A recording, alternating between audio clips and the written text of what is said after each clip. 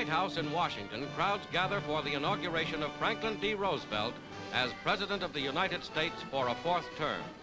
Invitations admit 7,000 guests to the White House grounds.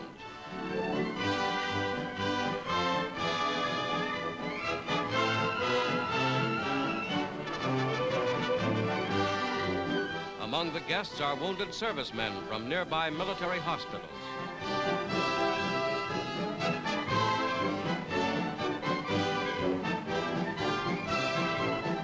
Before the south portico of the White House, the crowd lines up.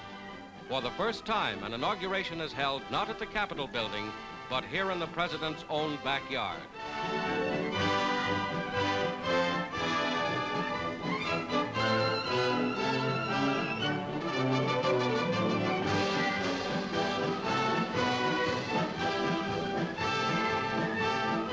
From the portico steps, 13 grandchildren of the President watch the ceremony. At the bottom of the steps is Harry Hopkins, presidential advisor and aide. Government leaders arrived for the ceremonies. Secretary of War and Mrs. Stimson. Secretary of Navy and Mrs. Forrestal. Secretary of the Interior, Harold Ickes.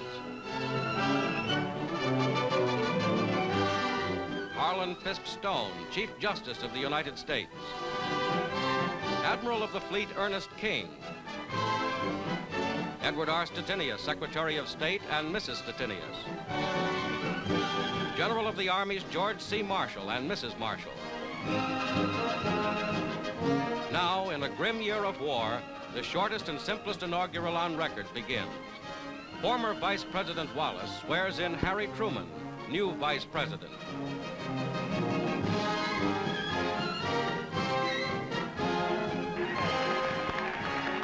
President Roosevelt takes the oath of office. I, Franklin Delano Roosevelt, do solemnly swear that I will faithfully execute the office of President of the United States and will, to the best of my ability, preserve, protect, and defend the Constitution of the United States.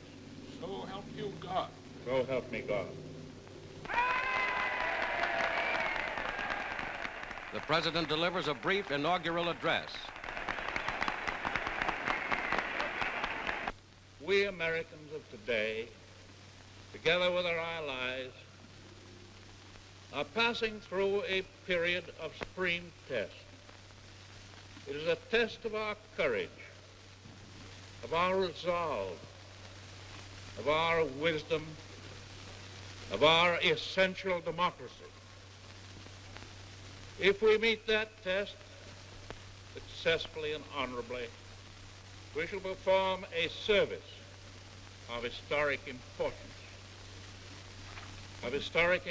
which men and women and children will honor throughout all time.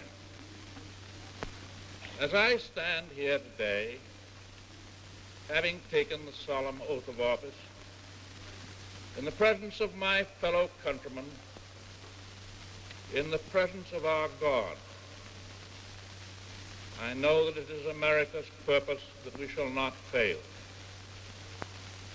In the days and the years that are to come, we shall work for a just and honorable peace, a durable peace, as today we work and fight for total victory in war.